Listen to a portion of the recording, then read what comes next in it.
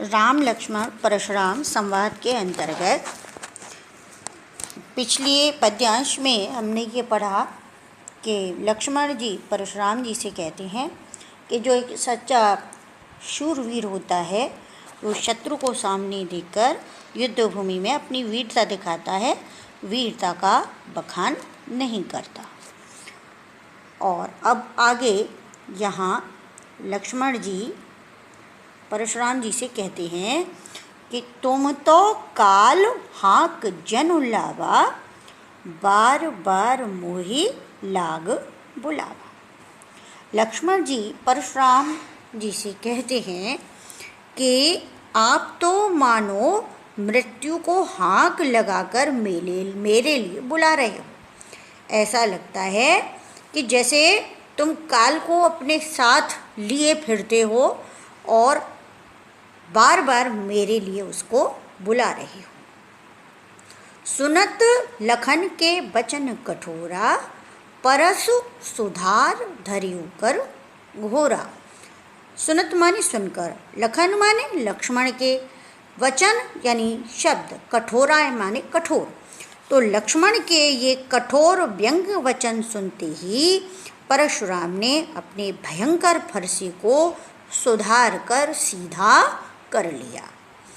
अब जन दे दोष मोह लोगु, कटुबादी बालक वध जोगु। और परशुराम जी भीषण क्रोध में भरकर कहने लगे, अब लोग इस बालक के वध के लिए मुझे दोष न दें, क्योंकि कटुबादी, यह कटु वचन बोलने वाला यह बालक निश्चित रूप से वध करने के योग्य है। बाल बिलोक बहुत मैं बाँचा, अब यह मरण हार भा साँचा। बाल बिलोक यानी इसको बच्चा जान करके मैंने बहुत इसको छोड़ा, बहुत देर तक मैंने इसको छोड़ रखा था, लेकिन अब जिस प्रकार से यह कटु वचन बोल रहा है तो निश्चित रूप से यह मारने के योग्य है, क्योंकि बच्चा समझकर मैं इसे बहुत देर तक बचाता रहा, छोड़ता रहा, परंतु अब यह सचमुच ही मारने योग्य हो चुका है। कौशिक कहा क्षमीय अपराधो। यहाँ ये कौशिक शब्द को रेखांकित करें। कौशिक नाम है ऋषि विश्वामित्र का। जब विश्वामित्र जी ने परशुराम को इस भीषण क्रोध में लक्ष्मण को मारने के लिए उद्यत होते देखा तो वे विनम्रतापूर्वक उनकी क्षमा याचना करते हुए कहने लगे कि क्षमीय अपराधो, हे प्रभु आप इस बालक के अपराध को क्षमा कर दें। क्षमीय मन क्षमा कर दें, क्योंकि बाल दोष गुण गणहि न साधु। साधु माने सज्जन, कि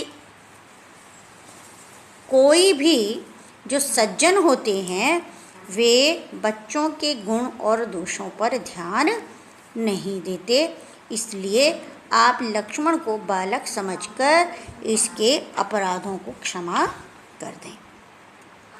खर कुठार में अकरुण कोही। विश्वामित्र जी की ये बात सुनकर परशुराम जी कहने लगे कि देखिए, खर कुठार, खर माने तेज, कुठार माने फरसा। एक तो मेरा जो ये फरसा है बहुत ही तेज है और मैं स्वयं भी बड़ा अकरुण। अकरुण यानी जिसके हृदय में किसी के लिए करुणा नहीं है, यानी दयाहीन। मैं स्वयं भी बहुत ही दयाहीन और कोही यानी क्रोधी।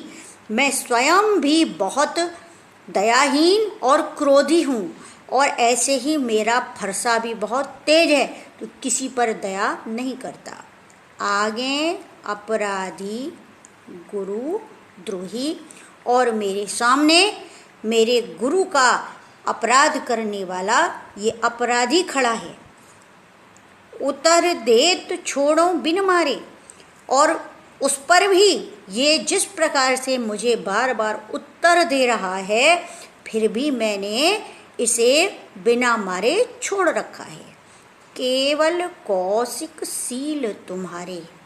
हे कौशिक, हे विश्वामित्र जी, मैंने सिर्फ तुम्हारा लिहाज करके, तुम्हारी विनम्रता का ध्यान करके अभी तक इसे छोड़ रखा है, जबकि मैं तो स्वयं ही बड़ा दयाहीन और क्रोधी हूँ और मेरा ये फरसा भी बड़ा तेज है। मेरे सामने मेरे गुरु का अपराधी खड़ा हुआ है जो मुझे बार बार उत्तर दे रहा है, फिर भी मैंने उसको अभी तक मारा नहीं है, सिर्फ आपकी विनम्रता का ख्याल करते हुए। न त ये काट कुठार कठोरे, गोरे उरिन होतेउ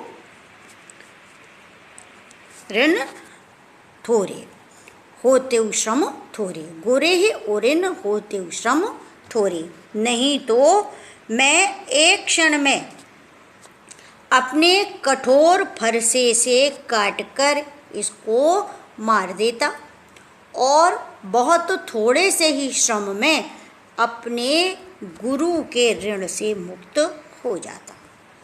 सिर्फ आपकी विनम्रता का ख्याल करते हुए मैंने अभी तक इसको मारा नहीं है, नहीं तो अपने इस फरसे से काटकर बहुत ही कम श्रम में अपने गुरु के ऋण से मुक्त हो जाता। गाधि सोन कहें हृदय हसे, मुनि हरि हरे सूझ। अयमय खांड न ओखमय, अजहु न बूझ अबूझ। तो जब परशुराम ने विश्वामित्र जी से इस प्रकार कहा तो विश्वामित्र जी मन ही मन में हंसने लगे। गाधीसून को रेखांकित करें। गाधीसून भी विश्वामित्र जी का ही नाम है। तो यहाँ आपको विश्वामित्र जी के दो नाम पता चल गए, कौशिक और गाधीसून। तो गाधीसून कहें हृदय हंसे। विश्वामित्र मन ही मन में हंसने लगे और सोचने लगे कि मुनि परशुराम को कैसे हरा ही हरा सूझ रहा है। हरि हरे सूझ यानी हरा ही हरा सूझ रहा है, अर्थात वे सब क्षत्रियों के हराने के कारण राम लक्ष्मण को भी सामान्य क्षत्रिय ही मान रहे हैं। उन्हें आसानी से मार डालने के सपने देख रहे हैं।